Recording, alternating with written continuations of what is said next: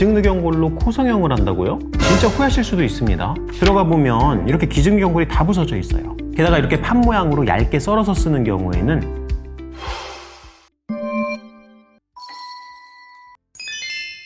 안녕하세요. 기아이성형외과 닥터는 코익 정현희 원장입니다. 제가 자가늑연골 쓰라고 애타게 말씀드릴 때는 왜 기증늑연골도 좋은데? 이러면서 안 쓰시더니 요즘에는 아주 자가늑연골 붐이에요, 붐. 어때요? 제가 5년 전부터 말한 대로 이루어지고 있죠. 왜냐? 기증늑연골의 단점 다들 모르는 거 아닐 거예요. 그러던 와중에 여러 병원들이 앞다퉈서 마케팅에 뛰어들었거든요. 근데 그거 아세요? 자가늑연골은 술기 숙련도가 아주 중요한 수술입니다. 코 수술제를 선택하기 전에 딱 두 가지만 기억하세요. 첫 번째, 자가조직으로 수술한다. 이물질로 들어가도 괜찮다고 생각하는 건 콧대에 볼륨을 채우기 위한 실리콘 뿐이에요. 물론 실리콘도 안 쓰면 좋겠지만 콧대에 볼륨을 채우기에는 자가조직이 가지고 있는 단점도 많거든요. 하지만 코끝에는 무조건 자가조직으로 수술하는 게 좋아요. 이 점에 대해서는 어느 의사도 이견이 없을 겁니다. 기증늑연골은 부득이해서 쓰는 대체 재료지 절대로 코끝에 쓰기에 좋은 재료라고 볼 수는 없습니다. 기증늑연골 같은 인공재료로 수술하시려는 분들 오늘 이 영상 끝까지 보세요. 두 번째, 경험이 충분한 의료진에게 수술받는다. 아는 응급외과 선생님께서 물어보시더라고요. 아니 대체 코 수술하는데 왜 기흉을 만들어서 오는 거야? 네, 진짜 응급 상황이 생기는 경우도 있습니다. 그리고 그게 끝이 아니죠. 자가늑연골도 숙련도가 낮거나 제대로 된 방법으로 안 쓰게 된다면 무너지고 변형이 발생합니다. 아니 자가늑연골까지 썼는데 다른 재료하고 똑같다면 대체 왜 씁니까? 원장님, 왜 그렇게 기증늑연골을 싫어하세요? 저희 병원이 재수술 전문 병원이다 보니까 재수술 환자분들 코를 열어서 직접 보잖아요? 정말 별의별 재료 다 나오거든요. 진짜 충격적인 경우도 종종 있어요. 근데 그 중에서 요즘에 가장 흔하게 발견되는 게 바로 기증늑연골입니다.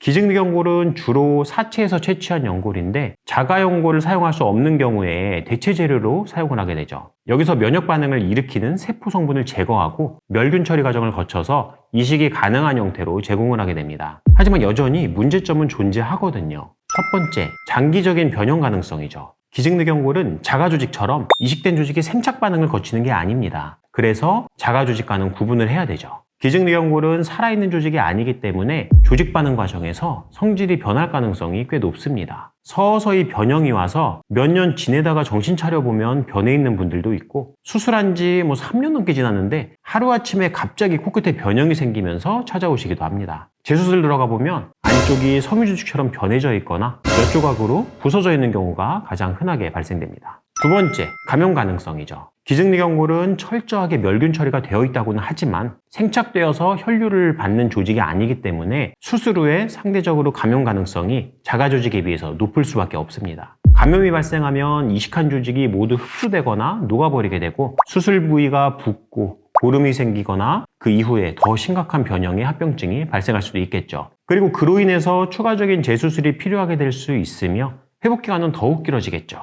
세 번째, 정상 조직의 손상 관련된 내용입니다. 생착이 이루어지는 자가조직을 사용하는 경우에 본인의 원래 연골이나 조직들의 손상이 생각보다 적습니다. 그래서 비중격을 쓰고 재수술하러 오시는 분들 보면 본인의 원래 비중격이 약해져 있는 경우는 상당히 드뭅니다. 수술이 성공적으로 이루어지려면 본인의 원래 비중격 틀이 남아있는 경우가 훨씬 유리한데 인공조직의 경우에는 조직 반응이 심하게 일어나기 때문에 들어가 보면 본인의 원래 연골들이 그냥 흐느적 새로 만들지 않으면 도저히 힘을 받을 수가 없는 그런 변화가 생겨있는 경우가 많습니다. 아무래도 향후 변형 가능성도 늘어나겠죠. 기증늑연골로 코 성형을 하신 후 변형의 합병증이 오신 사례들 한번 보여드리겠습니다. 자, 그럼 첫 번째 케이스예요. 코끝이 낮고 들린 변형이 발생돼 있어요. 환자분께서는 첫 수술하시면서 원하는 기대치가 있으셨던 분인데 그 기대치가 충족이 안 됐죠. 그리고 장기적으로 코끝 변형이 점점 더 생기면서 너무 낮아지고 코가 들창코 같은 느낌이 되면서 좀 촌스러운 느낌으로 바뀌었다고 그런 말씀을 하셨어요. 그래서 우리가 이제 교정하는 목적은 코끝을 충분히 높여주고 돌출형 구조를 만드는 그런 수술이 되겠죠. 자가늑연골을 사용을 했고요. 들어가 보면 이렇게 기증늑연골이 다 부서져 있어요. 게다가 이렇게 판 모양으로 얇게 썰어서 쓰는 경우에는 지지해주는 힘이 얼마 안 되기 때문에 장기적으로 변형이 발생되는 사례가 비교적 흔하다고 이야기를 하고 있습니다.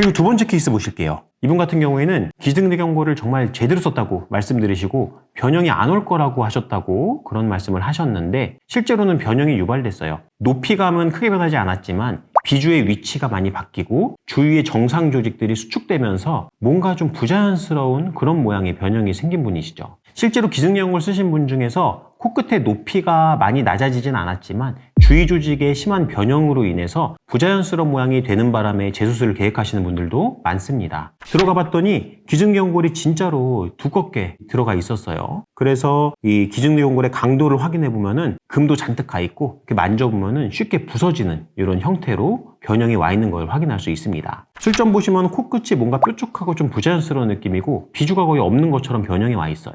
그리고 수술 후 상태를 보시면 코끝의 높이감은 크게 변하지는 않았지만 코끝에 들어있던 인공 조직들을 모두 정리하고 자가 조직과 부드러운 볼륨을 만들어주는 연 조직을 이식해서 이런 부드러운 라인을 완성시켜드린 분이거든요. 수술 전후를 비교해 보시면은 전후가 굉장히 자연스럽고 뭔가 정상적인 느낌의 코로 변한 거를 확인하실 수 있습니다.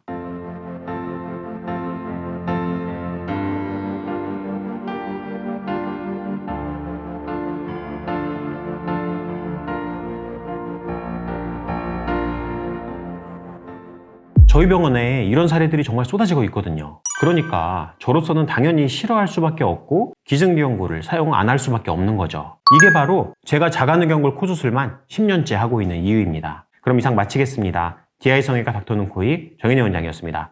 감사합니다.